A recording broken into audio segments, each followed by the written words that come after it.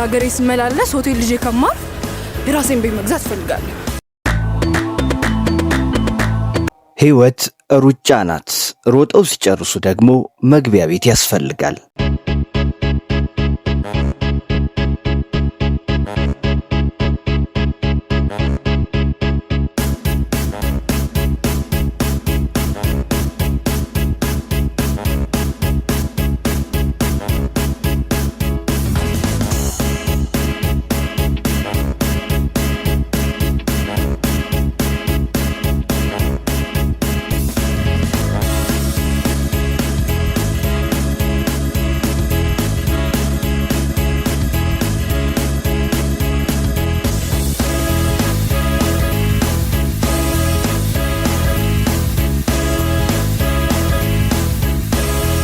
ሀገሬ ስመላለስ ሆቴል ልጄ ከማር የራሴን ቤት መግዛት ፈልጋለሁ።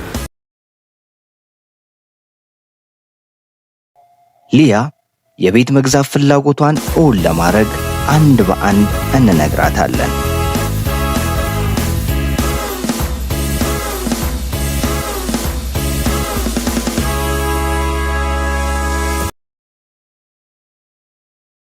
ሊያ በመጀመሪያ ትውልደ ኢትዮጵያዊ መሆኗን የሚገልጽ መታወቂያ ወይም የሎ ካርድ ሊኖራት ይገባል። ሊያ የመረጠችውን ቤት ለመግዛት የሚከተሉትን ቅደም ተከተል ማለፍ ይገባታል። በመጀመሪያ ከምትገዛው ባለቤት ጋር በመሆን የሰነዶች ማረጋገጫና ምዝገባ ኤጀንሲ ትሄዳለች።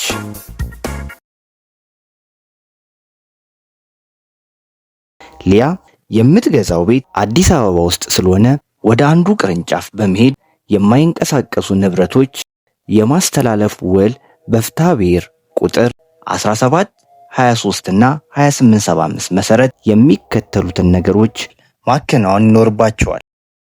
የመጀመሪያው በውል አግባብ የተዘጋጀ የውል ሰነድ ሲሆን፣ ሁለተኛው ዕዳና እገዳ ስላለመኖር ማጣራትና ማረጋገጥ ነው። ሶስተኛው የተወካዮችና የምስክሮች መታወቂያ። አራተኛው የሻጭን ከሕግ ወይም ከውል የመነጨ ስልጣን ማረጋገጥ። አምስተኛ ሻጭ ያላገባ ወይም ያገባ ከሆነ የጋብቻ ማስረጃ የትዳር አጋር ስምምነት ይሆናል። ስድስተኛ ስሪቱ ነባር የሆነ የሻጭ ባለቤትነት ማረጋገጫ ነው።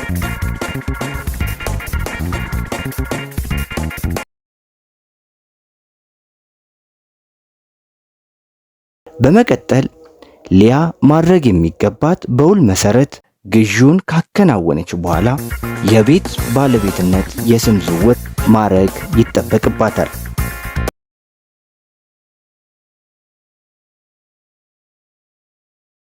ይህን ተግባራዊ ለማድረግ ቤቱ በሚገኝበት ከተማ አስተዳደር የመሬት ልማትና ማኔጅመንት ጽሕፈት ቤት በመሄድ የሚከተሉትን ነገሮች ማጣራትና ስም ዝውውር ማድረግ ይጠበቅባታል።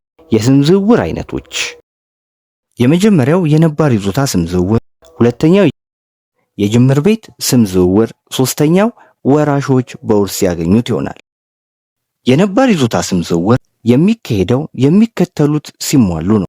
የሚዘዋወረው ቤት ህጋዊ የባለቤትነት ኦሪጂናል ካርታ ሲኖረው፣ ይዞታው ወይም ቤቱ በዋስትና ያልተያዘ በተጨማሪም እገዳ የሌለበት መሆኑ ሲረጋገጥ፣ ሆኖም በእግድ የተያዘ ከሆነ የያዘው አካል ስም ዝውውሩን እንዲፈጽም ስምምነቱን በደብዳቤ ካረጋገጠ፣ የቤት ሽያጭ ወይም የስጦታ ውል በሕግ ስልጣን በተሰጠው አካል ፊት ወይም ውርስ ከሆነ ወራሽ በፍርድ ቤት የጸደቀ ሲሆን፣ ቤቱ ምን አገልግሎት እየሰጠ እንዳለ ከሚቀርብበት መረጃዎች በቅድሚያ ሲረጋገጥ ይሆናል። የጅምር ቤት የስም ዝውውር የቤቱ አገልግሎት የይዞታ ባለቤትነት ማስረጃ ካርታ ላይ ባለውና የቦታ አገልግሎት መሰረት ይሆናል።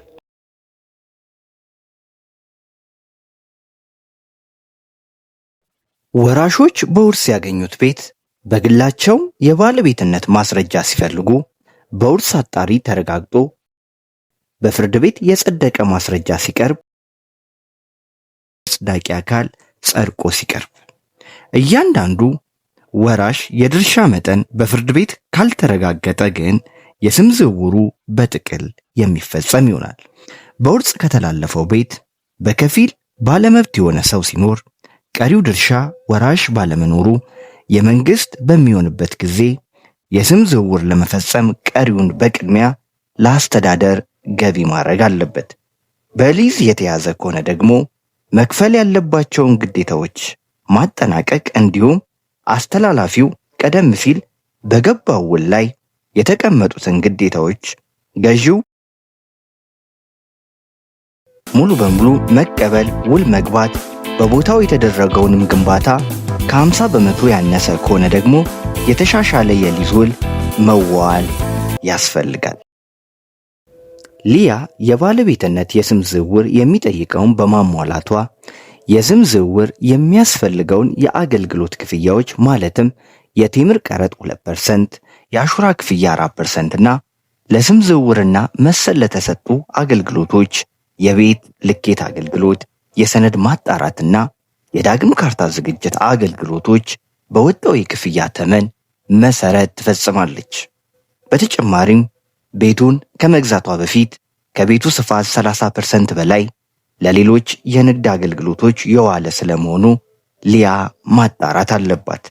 ከ30% በላይ ለሌሎች የንግድ አገልግሎቶች የዋለ ከሆነ ከላይ ከተከፈለው ክፍያ በተጨማሪ በተገኘው የካፒታል ጥቅም ላይ 15% የካፒታል ዋጋ እድገት ታክስ በሕግ ነፃ እስካልተደረገ ድረስ ትከፍላለች።